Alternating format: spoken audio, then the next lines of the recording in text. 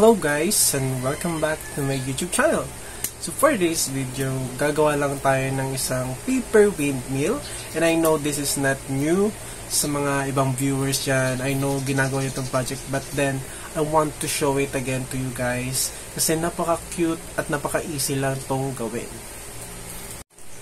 You can also use this as a pastime para sa mga bata ngayong darating na Semana Santa, and of course, school projects na rin. Kaya eto na guys, let's go to our materials. First, we need of course our paper, construction paper, much better. And basta matitigas guys. Ruler para pang sukat-sukat. Pencils for marking. Ayan. Or ballpen, pwede din naman. Scissors, of course, we really need that. Thumbtacks or pin. Ayan. And of course, yung stick. Ako kasi glue stick, pero pwede rin yung straw or yung pencil, yung eraser ng pencil. Pwede din doon. So first, kunin natin yung gusto nating paper.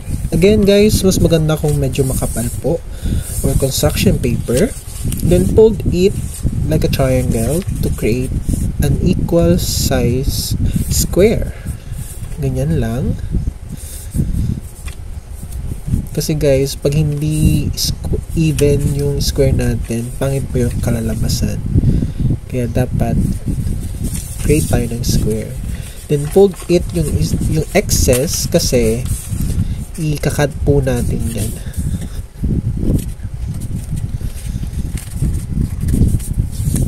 So there you have it. Meron tayong equal square, even square. Then we will fold it again like that. Triangle ulit. Isa dyan. Tapos yung kapila naman to create an X mark para makuha natin yung center point or yung intersection. Ayan. Kasi kailangan natin yan guys sa pagsusukat ng allowance kung saan yung hindi natin ikakat. Ayan. So dito sa ginawa ko, nag-ano lang ako ng 2 inches. 2 inches na distance from point na yan hanggang 2 inches lang. Ibig sabihin, yung 2 inches na yun, hindi ko ikakat siya. The rest, ikakat ko na po. Ayan. So, minarkahan ko po yan lahat ng kanto. Ayan. Then, it's ready to cut it na. Ayan. So, cut po natin yan. Of course, using our scissors. And ingat-ingat din po tayo, especially those kids. Magpatulong kayo sa mga mas nakakatanda sa inyo. Kay mami, kay daddy, or kay tanong guro. Then, prepare our pin and stick. Chosen stick. Ako kasi guys, glue stick yung napili ko kasi andyan na. Then, I'm marking it yung ano lang, yung part na ipo-fold ko or kukunin ko. Yan, minamarkahan ko guys para hindi na ako malito. Ibig sabihin, yan lang yung ipo-fold ko, ganyan. Huwag nyo pong itutupi masyado. Ganyan lang kasi nga we are creating a windmill. Kasi pag tinupi nyo po ng flat yan, huwag nyo ipa-flat pala kasi hindi na siya, baka hindi na siya makaano ng hangin. So, yan lang. Yung i-fold nyo lang po yung sa gitna. Ayan. Ganyan dapat. Tapos, get your pin. And, ipin nyo po yung 4 na yun.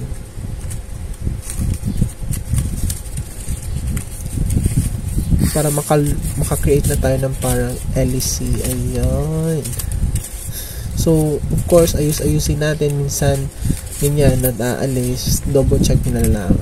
Then, ipipin po natin siya sa gitna. Yung intersection.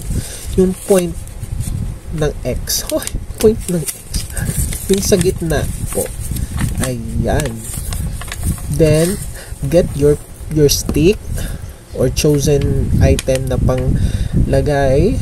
And wag nyo pong isasagad ha kasi baka hindi na umikot. Wag sobrang higpit.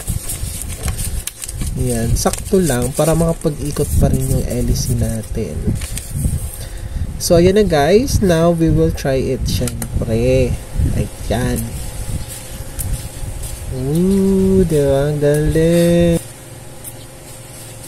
So, yun lamang guys, and thank you for watching, and I hope nag-enjoy din kayo sa paggawa nitong paper windmill. And again, this is so easy, and kung kailangan nyong magpatulong, go na, kasi nga may mga sharp objects doon, so we must be very careful. So again, let's meet again to my next video. Bye!